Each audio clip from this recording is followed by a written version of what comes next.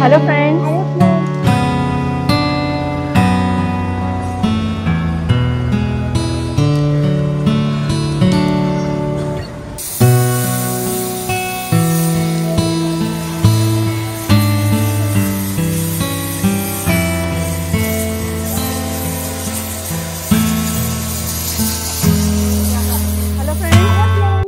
Good morning. आजच्या माझ्या या एपिसोडमध्ये मी तुमचं सगळ्यांचं मनापासून स्वागत करते। आज मी आलेली आहे आळंदी येथील गजानन महाराजांच्या मंदिरमध्ये।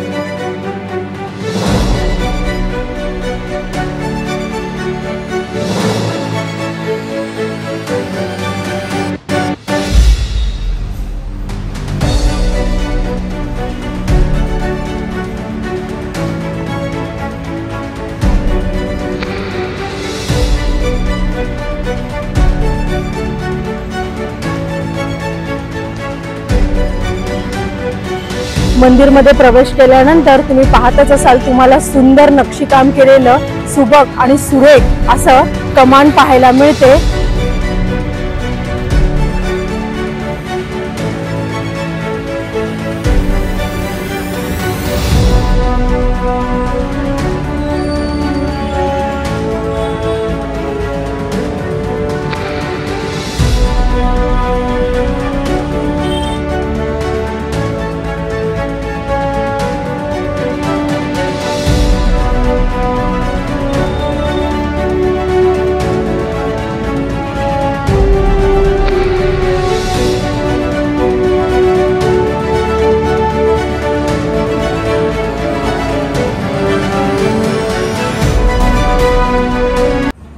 कमानीतून आतमध्ये प्रवेश केल्यानंतर दोन्ही बाजूला तुम्ही बघत असाल, सुंदर हिरवळ अशी झाडांची रचना केलेली आहे।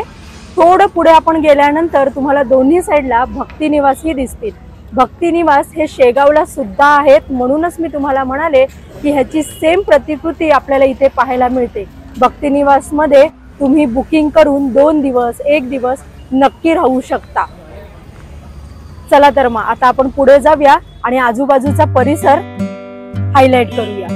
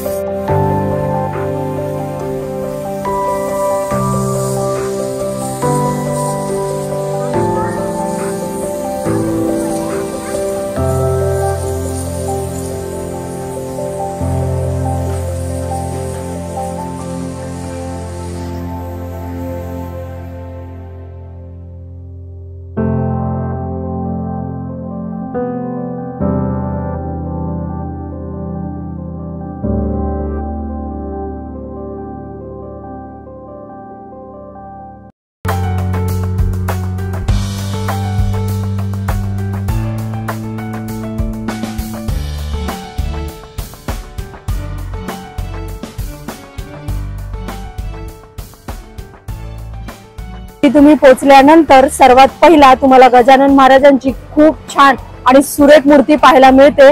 माफ करा, मला ती आता तुम्हाला दाखवता आली नाही, कारण की इथे कॅमेरा व्हिडिओ शूटिंग काहीही अलाउड नाही।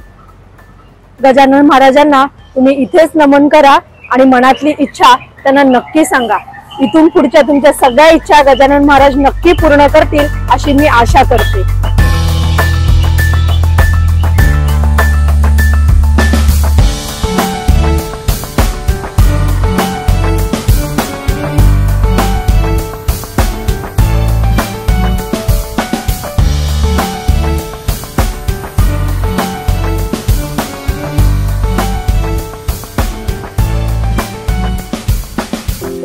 हा परिसर तुम्ही आता पाहतच असाल, पण हा प्रत्यक्ष अनुभवण्यासाठी तुम्हाला इथे यावं लागेल।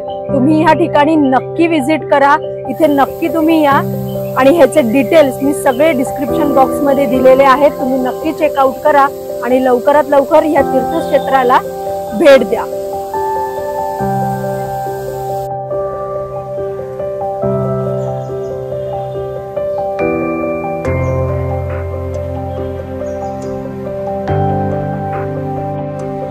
ज्यांना शेगावला जाण्याचा योग आलेला नाही त्यांनी नक्कीच इथे या आणि गजानन महाराजांचं प्रत्यक्ष दर्शन घ्या। शेगावला जरी जाता आलं नाही तरी गजानन महाराज इथे बसून तुम्हाला नक्की दर्शन देतील असा विश्वास मनात ठेवा।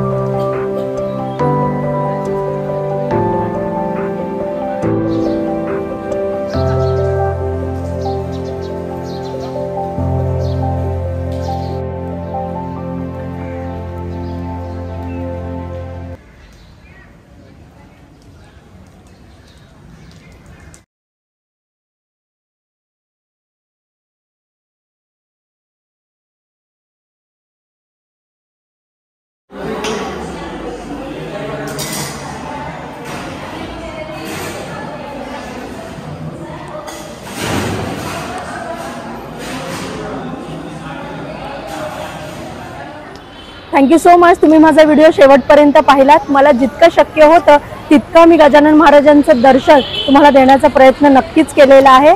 आजचा हा व्हिडिओ तुम्हाला कसा वाटला मला कमेंट करून नक्की सांगा आणि माझे व्हिडिओ जास्तीत जास्त लोकांपर्यंत शेअर करा, जेणेकरून नवीन नवीन व्हिडिओ मी तुमच्यापर्यंत पोहोचवू शकेन। धन्यवाद, थँक्यू।